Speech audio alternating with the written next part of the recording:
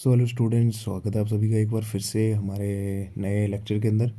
ठीक है, और ये रहने वाला हमारा क्या, writing own blog in English, जो कि आपके सिलेबस में है। ठीक है, तो आपके सिलेबस के अंदर क्या है, आपको क्या करना है कि कोई दो थीम्स के ऊपर, यानी कोई अपनी चॉइस के आधार पर आपको कोई दो टॉपिक्स के ऊपर ब्लॉग लिखना है। ठीक है, तो जैसे यहाँ पे हम अब बात करेंगे और आपके सामने दो ब्लॉग भी लेके आए हुए हैं। ठीक है, और आपको ये दोनों कर लेने हैं। ठीक है, क्या पता एग्ज़ाम के अंदर आपको 12 मार्क्स के अंदर आ जाए। ठीक है, और अगर आता है 12 मार्क्स के अंदर तो फिर तो आपको लिखना पड़ेगा। ठीक है, और अगर आता है 3 मार्क्स के अंदर कि ब्लॉग क्या होता है और इसकी इंपॉर्टेंस क्या होती है, ये कैसे लिखते हैं, तो उसके लिए भी हम आपके लिए यहाँ पे कंटेंट लेके आए हुए हैं। बस आपको वीडियो को अंत तक ज़रूर देखना है। और जिन बच्चों के पास अभी तक दूसरे लेक्चर अगर नहीं पहुँचे हैं तो वो प्लेलिस्ट के अंदर जाके देख सकते हो। ठीक है, इंपॉर्टेंट लेक्चर अपलोडेड हो चुके हैं। तो शुरू करते हैं। ठीक है, और शुरू करने से पहले अगर आप हमारे चैनल पर नए हैं तो चैनल को पहले सब्सक्राइब करो। ठीक है, और वीडियो को लाइक करो और बेल आइकन को दबा दो, ताकि जब भी नया नोट वीडियो आए तो आप तक आसानी से पहुंच जाए। तो यहाँ पे राइटिंग करना है एक ओन ब्लॉग, कोई भी आपको इंग्लिश में लिखना है। बस आपका ये मेन मोटिव है यहाँ पे कि आपकी इंग्लिश की जो प्रोफिशिएंसी है उसको बढ़ावा देना। उसी के लिए ही आपका एक टॉपिक ऐड कर दिया।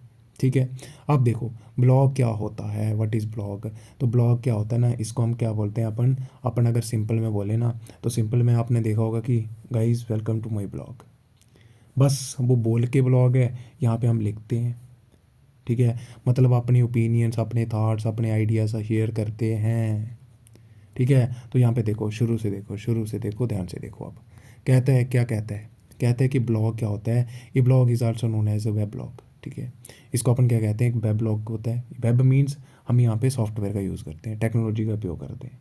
ठीक है, या फिर एक ऐसी वेबसाइट होती है जो कि डायरी की तरह होती है, जर्नल की तरह होती है। जैसे डायरी में हम लिखते हैं ना डे टू डे वर्क, क्या आज करना है, या मेरी स्टोरी, क्या काम है, वो सारी चीज़ें हम टू डू लिस्ट लिखते हैं। इन द सिमिलर वे में ये एक डायरी की तरह होता है, या एक जर्नल की तरह होता है, जो कि लोगों की तरह यूज़ किया जाता है to express, right, post anything. जैसे कोई अपना विचार दर्शाना है, कोई फ़ोटोज़, कोई पोइट्री, कोई ओपिनियन, यानी अपनी जो भी सुझाव है वो बताने हैं, तो उसके लिए इसका उपयोग किया जाता है लोगों के द्वारा। तो उसी को अपन क्या कहते हैं, ब्लॉग। अब जो बंदा लिखता है, जो ब्लॉग लिखता है, क्या करता है, जो ब्लॉग लिखता है उसको अपन क्या कहते हैं, ब्लॉगर। ठीक है, और ब्लॉगर्स हो गए बहुत सारे। तो कहता है कि ब्लॉगर्स जो टर्म है वो रेफ़र करती है उन लोगों के लिए, या उन लोगों को बताती है जो लोग क्या करते हैं, राइट करते हैं, लिखते हैं क्या, ब्लॉग्स। ठीक है, समझ आ रही। अब who often right about their ideas, thoughts, opinions, ये मैंने आपको बता दिया कि जो अक्सर किसके बारे में लिखते हैं, अपने आइडियाज़, थॉट्स, ओपिनियंस, और उनको पब्लिक तक जो है वो शेयर करते हैं। समझ आ गया आपको। ठीक है, अब ये आपको थोड़ा सा जो है वो इंट्रो लिख के आ जाना है।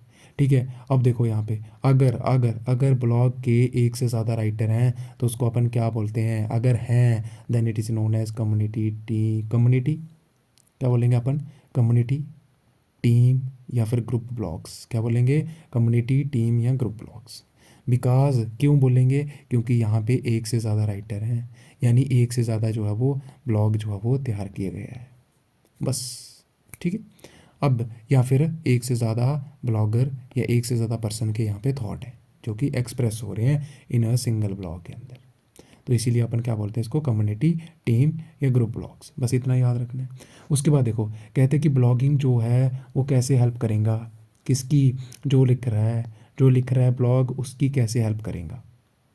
तो कहते हैं कि blogging help persons to improve their writing English, sorry written English, यानी इंग्लिश स्किल जो है वो डेवलप होती है उसकी। अब कहीं ना कहीं फॉर एग्जांपल वो लिख ही रहा है, लेकिन कहीं ना कहीं माइंड के अंदर सोच तो रहा है उन चीज़ों के बारे में। तो देखो क्या बोलता है, देखो आप जब भी ब्लॉग लिखोगे तो कहीं ना कहीं आपको इंग्लिश तो आना पड़ेगा। ठीक है, अब पहले दिन आपने लिखा ब्लॉग, हो सकता है आपसे गलतियाँ हुई, लेकिन सेकंड डे आपने क्या करा, आपने नई वोकैब सीखी। तो जब भी अपन क्या करते हैं, ब्लॉग लिखते हैं, तो अपन वोकैब का यूज़ करते हैं, यानी वोकैबलरी का। ग्रामर रूल्स के हिसाब से, ऐसे थोड़ी ना है कि कुछ भी लिख दिया। ठीक है, कोई लॉजिकल सीक्वेंस नहीं है, कोई ग्रामेटिकली करेक्ट नहीं है, ऐसे तो होता नहीं है। क्योंकि आपको तो पब्लिक तक पहुंचाना है ना आपका ओपिनियन। तो पब्लिक तक पहुंचाने के लिए आपको प्रॉपरली इसको ग्रामेटिकली सही लिखना पड़ेगा, प्रॉपर टेक्निकल वर्ड यूज़ करने पड़ेंगे। ठीक है, हम नीचे देखेंगे जिसको हम बोलते हैं वॉइस वर्ड, बोलते हैं वॉइस वर्ड, वॉइस वर्ड शब्द जो होते हैं अपने, यानी जो आपका विचार है आप उसको दर्शाने के लिए जो भी टेक्निकल टर्म का यूज़ कर रहे हो, ठीक है। तो इससे क्या होगा, अपना क्या होगा, अपना इसका जो भी बंदा लिख रहा है उसका वोकैब इंप्रूव होगा, ठीक है। अब देखो, अब ऐसा तो नहीं है कि आप हर दिन एक ही टॉपिक पे ब्लॉग लिखते हो। तो जैसे जैसे आपके टॉपिक नए नए आएंगे तो आपको नया नया वोकैब सीखने को मिलेगा, नए नए ग्रामर रूल्स जो है वो सीखने को मिलेंगे। तो ये क्या कर रहे हैं, कहीं ना कहीं हेल्प करेंगे किसमें, जो उसकी राइटिंग स्किल है। समझ आ गया।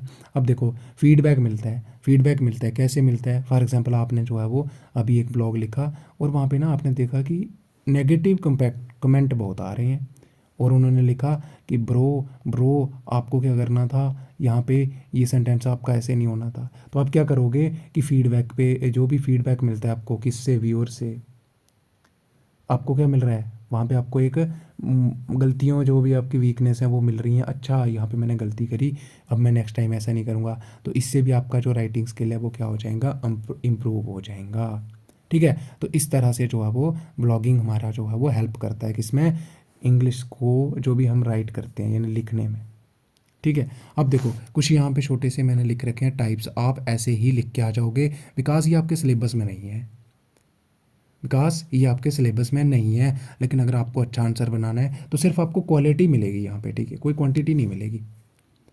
क्या मिलेगी, क्वालिटी मिलेगी। तो टाइप्स की बात करें तो इसमें पर्सनल ब्लॉग आते हैं हमारे, ठीक है। जैसे पर्सनल में पॉलिटिक्स हो गया, फैमिली हो गया, ट्रैवल हो गया, हेल्थ के बारे में आपने देखा होगा कितने सारे ब्लॉग्स लिख के आते हैं कि top 10 tips to how to avoid obesity, है ना, ऐसे करके आते हैं। पतला कैसे होना है, बाल गिरने से कैसे बचाएं, तो ये सारे आपको देखा होगा, ये ब्लॉग होते हैं हमारे। बिजनेस के रिलेटेड भी होते हैं, ठीक है, बहुत सारी कंपनीज एक्सपर्टाइज करने के लिए, अपना प्रोडक्ट को आगे बेचने के लिए भी जो है वो, या उसको प्रमोट करने के लिए ब्लॉग जो है वो लिखती हैं। स्कूल्स के अंदर होते हैं, प्राइवेट, जैसे आपको कोई शेयर करना है कोई चीज़ प्राइवेटली फैमिली के साथ हो गए, जैसे स्पोर्ट्समैन आपने देखा होगा अपने जो पैशन है उसके बारे में बताते हैं, ठीक है। और टिप्स आपको देखने को मिलेंगे कि कैसे हम जो है वो इसको डाउनलोड कर सकते हैं। तो वहाँ पे एक बिल्कुल ऐसे आपको एक दिखता पेज लिखा हुआ मिलता है, उस पर पूरा प्रोसेस लिखा होता है। तो यानी टिप्स, रिव्यूज़, जैसे रिव्यूज़ मिलते हैं कि इस चीज़ के बारे में, जैसे मूवी का रिव्यू हो गया, और हाउ टू, ये वही हो गया कि आपको कैसे ये चीज़ करनी है। तो जो ब्लॉगिंग की कुछ साइट्स हैं इंपॉर्टेंट, उनके नाम है, एक तो ब्लॉगर है और दूसरा वो वर्ड प्रेस है। तो इनके बारे में आप जो है वो लिख के आ सकते हो। एक तो ये हो गया, इतना सारा आपको लिख के आना है, ठीक है, जब आप इंट्रो दोगे। उसके बाद आपको जो भी टॉपिक पे पूछा है आप टॉपिक पे लिख दो और आपको टॉपिक भी मिल जाएंगे यहाँ पे, ठीक है। उसके बाद देखो कहते हैं कि कुछ useful tips for setting up a blog in English. क्या कुछ महत्वपूर्ण जो टिप्स दे रखे हैं आपको, यहाँ पे दे रखे हैं कि पहले तो आपको कोई टॉपिक पिक करना है। टॉपिक आपका क्या होना चाहिए, आपका वही होना चाहिए जिसको आपको लिखने में मज़ा आता हो। समझ आ गया। But should also match with your goal for learning English, पर उसके हिसाब से होना चाहिए, यानी शुड आल्सो मैच मतलब उसके साथ भी उसका मिलाव होना चाहिए, जो आप मतलब इंग्लिश सीखने में हेल्प करे आपकी, बस सिंपल इतना याद रखना, मतलब जो आपका गोल है इंग्लिश सीखने का। अब अपने लिखना शुरू कर दिया, तो लिखना शुरू कर दिया तो लिखते समय किन किन चीज़ों का ध्यान रखना है, ग्रामेटिकली करेक्ट होना चाहिए वो, समझ आ रहा, ग्रामेटिकली एरर नहीं होना चाहिए, प्रॉपर ऑर्गेनाइजेशन होनी चाहिए उसकी, समझ आ रही है, एक कोई लॉजिकल ऑर्डर होना चाहिए। ऐसे नहीं है कि कुछ लाइनें जो शुरू में थी वो एंड में लिख दी, तो मतलब एकदम सीक्वेंस में होनी चाहिए, कंटिन्यूटी होनी चाहिए। उसके बाद आप देखो, क्रिएट अ शेड्यूल, यानी एक शेड्यूल बना लो। ये बोला है कि यूज़फुल टिप दे रखे हैं आपको कि कुछ टिप्स हैं कि अगर आपको अच्छा ब्लॉग लिखना है तो क्या बोल रहा है कि क्रिएटिंग अ शेड्यूल या क्रिएट अ शेड्यूल, यानी एक शेड्यूल बना लो। अब ऐसा होता है ना कभी कभी कि टाइम मैनेजमेंट की दिक्कत होती है, पर आपको ब्लॉग लिखना है डेली, तो इससे बेटर आप एक शेड्यूल बना लो कि मुझे डेली 5 बजे एक ब्लॉग लिख के अपलोड करना है। समझ आया आपको, कि 5 बजे मुझे डेली एक ब्लॉग लिख के अपलोड करना है, शेड्यूल बना लो। उसके बाद दूसरे बंदों के ब्लॉग जो है उनको रीड करो। इससे क्या होगा, आपको जो है वो सीखने को मिलेगा बहुत ज़्यादा कुछ कि उन्होंने कैसे लिखा। अगर कोई बंदा है उसके ब्लॉग को बहुत सारे व्यूज़ जा रहे हैं, ठीक है, बहुत ज़्यादा जो उसकी सॉरी क्या बोलते हैं जो व्यूअर हैं, ठीक है, वो वहाँ पे एक्टिवली इन्वॉल्व हो रहे हैं, तुम्हारे में क्यों नहीं हो रहे, वो तुम यहाँ से सीख सकते हो कि इसका लिखने का ट्रेंड क्या है, मेथोडोलॉजी क्या है, कैसे वो चीज़ों को प्रेजेंट कर रहे हैं, ठीक है। तो इसीलिए रीड अदर पीपल्स ब्लॉग और मेक कनेक्शंस, यानी ज़्यादा से ज़्यादा लोगों तक शेयर करो, समझ आ रहा है आपको? तो ये कुछ यहाँ पे यूज़फुल टिप्स दे रखे हैं, ठीक है। उसके बाद देखो यहाँ पे कि steps for writing a blog, तो ये तो स्टेप्स आ गए। उससे पहले देखते हैं कि ब्लॉग्स के अंदर क्या क्या आना चाहिए, ठीक है। तो जैसे मैंने आपको क्या बताया था कि ब्लॉग्स के अंदर हमारे आइडियाज़, यानी जो भी आप ओपिनियन शेयर करना चाहते हो या भी जो भी मैटर लिखना चाहते हो, ऑर्गेनाइजेशन होनी चाहिए, यानी प्रॉपर लॉजिकली सीक्वेंस होना चाहिए उसका, ये मैंने ऊपर बताया आपको, यानी कंटिन्यूटी होनी चाहिए, ठीक है, कोहेरेंस होनी चाहिए उसमें। समझ आया आपको? अब देखो वॉइस मीन्स टोन या स्टाइल, कौन से स्टाइल में आप लिख रहे हो उसको। उसके बाद देखो यहाँ पे वर्ड चॉइस, वर्ड चॉइस वही आ गया कि जो भी आप शब्दों का उपयोग करते हो अपने आइडिया को एक्सप्रेस करने के लिए।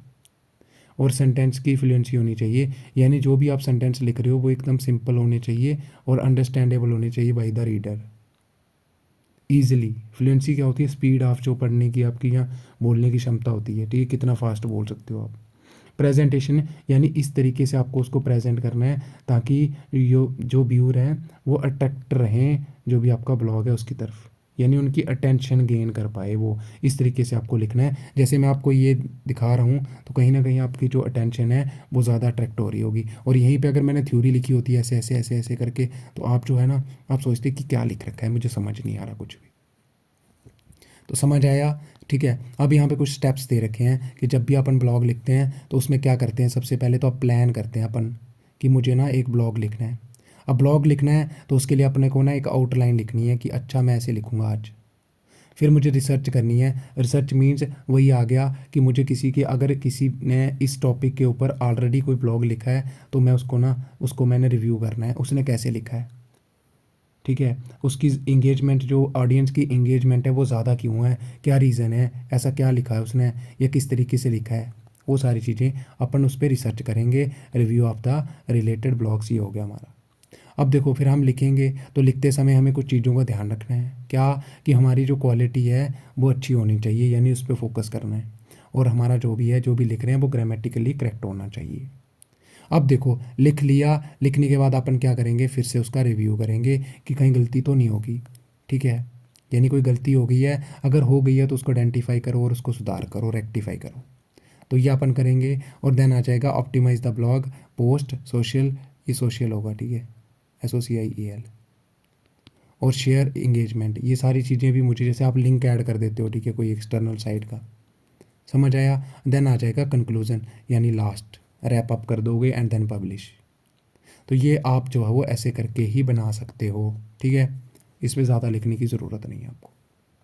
उसके बाद देखो यहाँ पे, अब देखो आगे हमारे जो सही में जो आपके सिलेबस में है कि आपको कोई दो थीम्स के ऊपर आपको कोई ब्लॉग लिखना है इंग्लिश लैंग्वेज में, ठीक है, अपनी राइटिंग में, यानी अपनी लैंग्वेज में, ठीक है। तो अपना क्या रहेगा, पहला वाला क्या रहेगा, पहला वाला रहेगा किस पे रहेगा, आपके अकॉर्डिंग ये क्या टॉपिक होगा, ठीक है, आपके अकॉर्डिंग ये क्या टॉपिक है। तो ये हमारा टॉपिक है कि ब्लॉग किस पे, बैलेंस डाइट पे।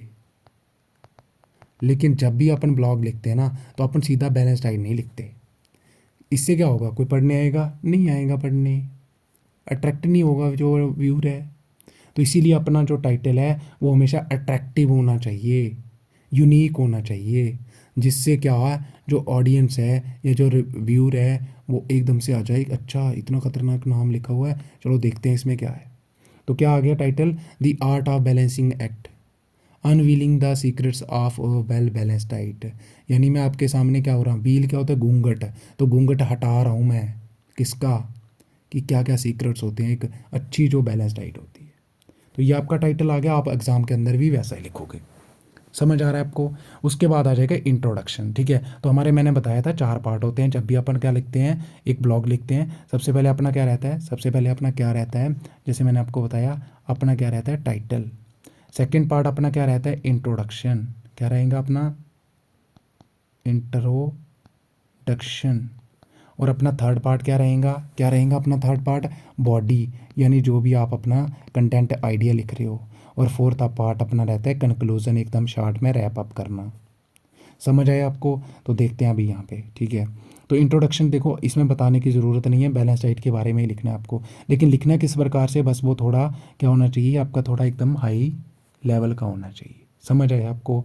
ठीक है, तो in our fast paced world में क्या हो रहा है कि मेंटेनिंग अ बैलेंस डाइट जो है वो often takes a back seat, ठीक है, overshadowed by hectic schedules and tempting fast food options. मतलब ये हो चुका है हेक्टिक, मतलब आजकल ऐसा हो चुका है ना कि जल्दबाजी के चक्कर में हम ना, हमारी लाइफ में हम इतने बिजी हो चुके हैं कि हम ये जो बैलेंस डाइट है ना इसको भूल चुके हैं, ठीक है। और इसको मेंटेन करना ना एक हेक्टिक जो है वो बन चुका है, यानी हमारा जो आजकल शेड्यूल बन चुका है ना वो बिल्कुल ऐसे बन चुका है कि हमारे पास टाइम नहीं है कि हम प्रॉपरली जो है वो खाएं, ठीक है, अपनी सेहत का ध्यान रखें। और फास्ट फूड ऑप्शन इतने ज़्यादा हैं कि बस उन पे हमारा ज़्यादा इंटरेस्ट है, और बाकी जो हेल्दी फूड हैं उनको हम अपन इग्नोर करते हैं। आपने देखा होगा कि हम क्या कर लेते हैं, 200 के मोमोज़ खा के आ जाते हैं, लेकिन अगर मैं वहीं पे बोलूँ कि 200 के अनार ले लो, तब आप जाके वहाँ पे बार्गेनिंग करोगे और आप अनार नहीं खाओगे। समझ आया? ठीक है, तो सो however understanding and adopting a balance diet is crucial for overall health and well being. इन्होंने कहा कि समझना और अडाप्ट करना किसको, बैलेंस डाइट को, कि बैलेंस डाइट जो है वो बहुत ही इंपॉर्टेंट है किसके लिए, हमारे ओवरऑल हेल्थ यानी स्वास्थ्य के विकास के लिए। अगर आपको स्वास्थ्य रहना है तो उसके लिए बैलेंस डाइट बहुत ज़रूरी है। So this blog explore the significance of a balanced diet and provide practical tips for achieving nutritional equilibrium। यानी ये ब्लॉग जो है वो आपको बताएगा कि आप जो है वो उसकी सिग्निफिकेंस क्या है किसकी, बैलेंस डाइट की, और आप कैसे जो है वो मेंटेन रख सकते हो, या फिर जो भी आपका बैलेंस डाइट है उससे आप जो है न्यूट्रिशन जो इक्विलिब्रियम में कैसे रख सकते हो, यानी अपनी बॉडी के अंदर, शरीर के अंदर। तो देखो यहाँ पे अब आ जाएगा अपना बॉडी, और ये बॉडी हमारा बॉडी नहीं है, ये इसका बॉडी है। समझ आया? ये ब्लॉग का बॉडी है, अपना बॉडी नहीं है हमारा ये, ठीक है। बैलेंस डाइट टॉपिक है, डजंट मीन कि ये बॉडी हमारे शरीर की बात हो रही है। तो इसका बॉडी में क्या लिखेंगे कि बैलेंस डाइट होता क्या है, तो ये तो आपको पता ही है कि बैलेंस डाइट वो डाइट होता है जिसमें सारे न्यूट्रिएंट्स आते हैं हमारे, मतलब जो जो हमारी बॉडी के लिए चाहिए वो सारी चीज़ें कवर होनी चाहिए, that is known as balance diet.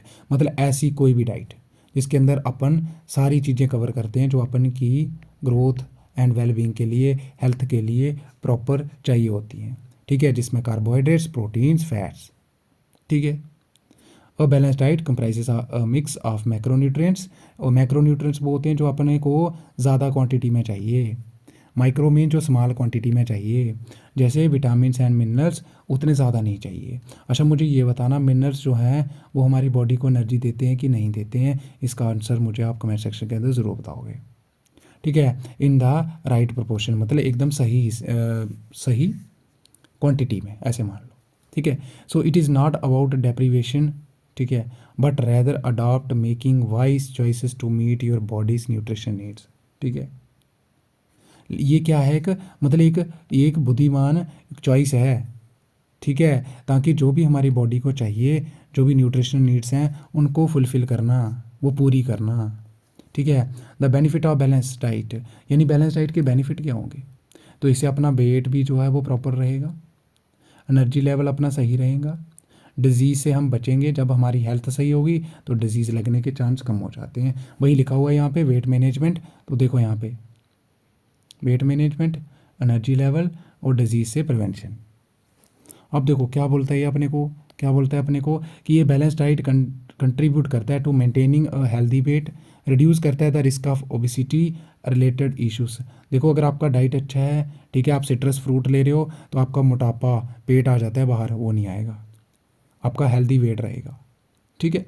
Energy level भी आपका जो है वो सही रहेगा, जब आपका पेट फुल रहेगा, एकदम से न्यूट्रिशन सब्सटेंस से रहेगा, तो आपको जो है वो एनर्जी भी कभी लो फील नहीं होगा, ठीक है। तो जो कि हेल्प करता है आपकी थकावट से लड़ने में, ठीक है, और आपकी जो प्रोडक्टिविटी इन द सेंस कि आपका जो स्वास्थ्य है वो आपके जो अंदर जो एक्टिवनेस है वो बढ़ेगा, ठीक है।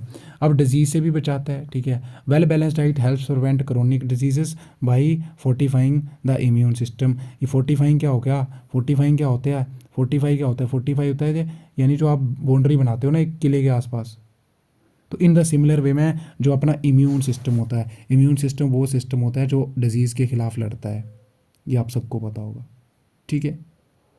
तो यही कहता है कि बैलेंस डाइट जो है वो हेल्प करता है और प्रिवेंट करता है क्रोनिक डिजीजेस। अब क्रोनिक डिजीजेस क्या होती हैं? एक होती है क्रोनिक डिजीजेस, एक होती है एक्यूट डिजीजेस। क्या होती हैं? एक होती है क्रोनिक डिजीजेस, एक होती हैं एक्यूट डिजीजेस। एक्यूट डिजीजेस वो डिजीजेस होती हैं जो कि एकदम से आ जाती हैं, ठीक है। और क्या होता है इनका जो है ज़्यादा मतलब हमें सेवर देखना पड़ता है, ठीक है। मतलब इनका जो इफेक्ट होता है वो ज़्यादा होता है। क्रोनिक वो होती हैं जो कि स्लोली स्लोली फैलती हैं और एंड में जाके बहुत घातक हो जाती है। जैसे आपने देखा होगा, कैंसर का पेशेंट हो गया कोई फॉर एग्जांपल, ठीक है। तो उसको क्या डायरेक्टली शुरू से उतना कैंसर हो जाता है? नहीं। कैंसर स्लोली स्लोली अंदर जो है वो बढ़ रहा होता है, एक टाइम के बाद ऐसा आ जाता है कि एकदम फ्लोरिश, फिर आप कुछ नहीं कर सकते। तो वही लिखा हुआ है, ठीक है। तो जो भी क्रोनिक डिजीजेज होती हैं, by fortifying the immune system. Acute यानी शॉर्ट पीरियड के लिए, ऐसे समझ लो। अब देखो building blocks of balance diet क्या क्या होते हैं इसमें, यानी बैलेंस डाइट के अंदर क्या क्या आता है। तो कार्बोहाइड्रेट्स आ जाते हैं, प्रोटीन्स आते हैं, फैट्स आते हैं। आप मुझे ये बताओगे कि हमारी बॉडी में सबसे ज़्यादा न्यूट्रिशन जो है वो कौन प्रोवाइड करता है, ठीक है। तो कार्बोहाइड्रेट मीन्स शुगर, ठीक है। देखो, opt for complex carb food like grains, fruits, vegetables over refined sugars for sustained energy.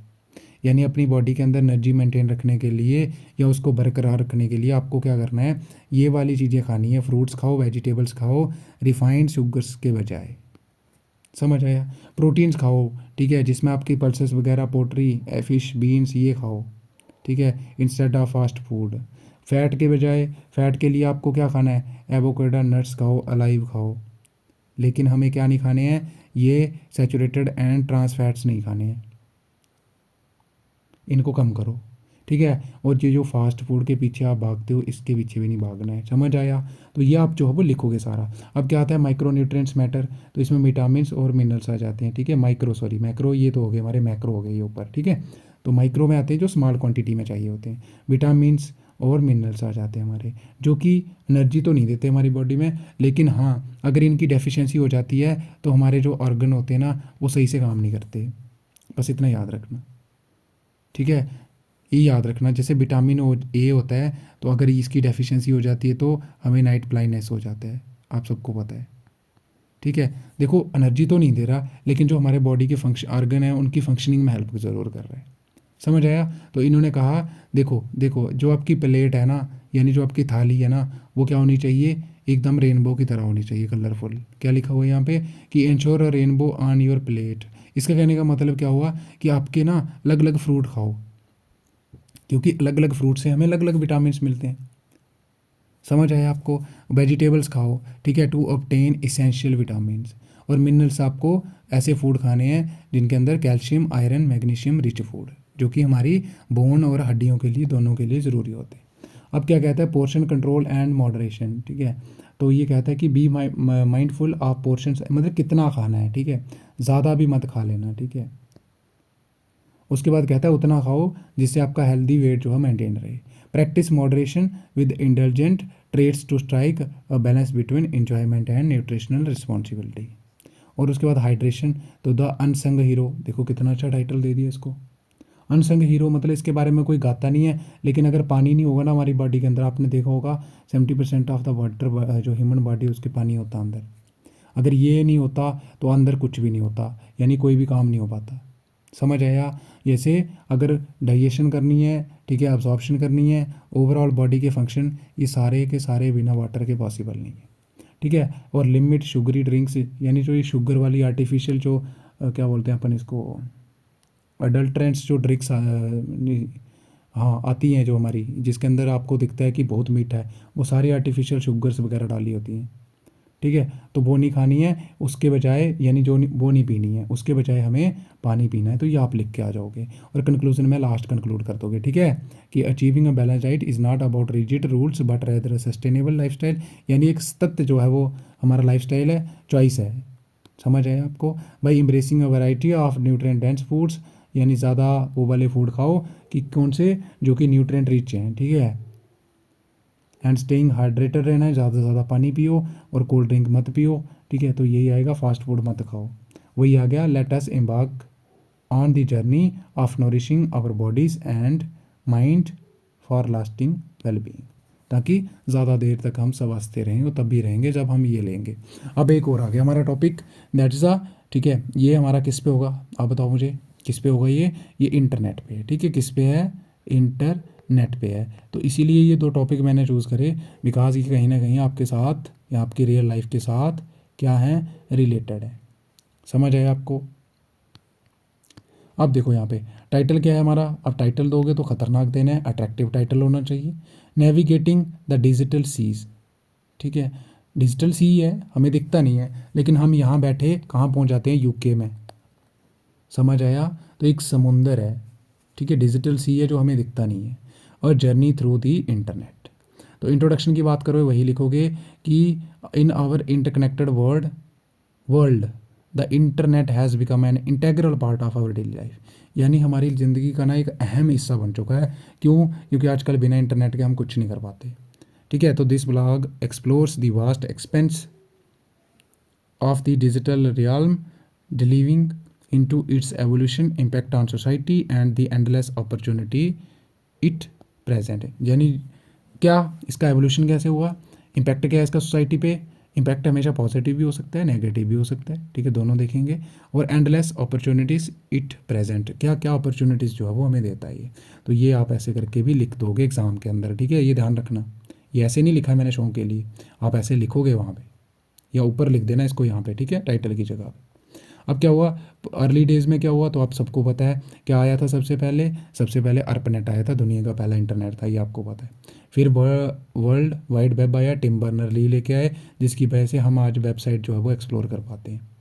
समझ आया? तो जिसकी वजह से जो है वो एक फाउंडेशन रखी गई, ठीक है, जो आज हम इंटरकनेक्टेड है ना पूरी दुनिया में। जिस वर्ड को आज हम जान पा रहे हैं वो सारे इनकी वजह से जान पा रहे हैं। अगर अर्पनेट नहीं आता तो हो सकता है इंटरनेट नहीं आता, ठीक है। द डिजिटल रेवोल्यूशन हुआ, ठीक है, तो कहता है कि explore how the internet has revolutionised, कैसे क्रांति हुई, ठीक है, कैसे परिवर्तन हुआ इस रेवोल्यूशनाइज्ड कम्युनिकेशन सिस्टम में, किसकी वजह से, ये इंटरनेट में, ठीक है, ऐसे बोलो आप। फिर इंफॉर्मेशन असेस करने के तरीके में, ठीक है, पहले आपने देखा होगा जब BSNL हुआ करता था तो बहुत ज़्यादा महंगा जो है वो हमें इंटरनेट मिलता था, लेकिन आज क्या हो गया, जियो जब से आया तो सबकी कंपनियों की बंद हो चुके हैं, मतलब उनके कम हो चुकी है मार्केटिंग, ठीक है। तो ये क्या हो गया, एवोल्यूशन हुआ, ये रेवोल्यूशनाइज्ड हुआ।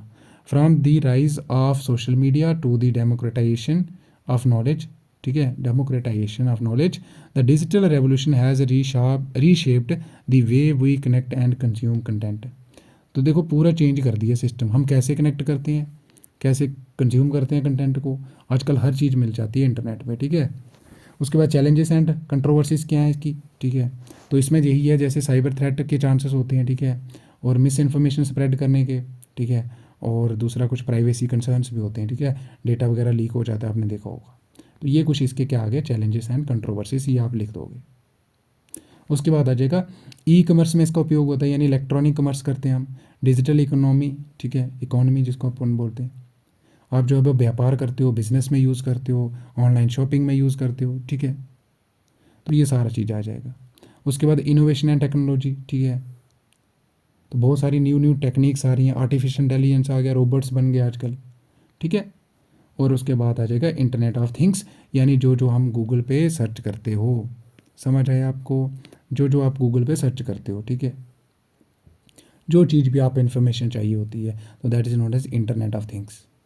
और कंक्लूजन में आप लिख दोगे कि इंटरनेट जो है इसकी क्या है, चैलेंजेस भी हैं, ठीक है, और इसमें क्या है, बहुत जैसे जैसे रेवोल्यूशन हो रहा है वैसे वैसे जो है वो इसमें ज़्यादा जो है वो हमें चीज़ें देखने को मिल रही हैं जो कि हमारे लिए बेनिफिशियल है कहीं ना कहीं।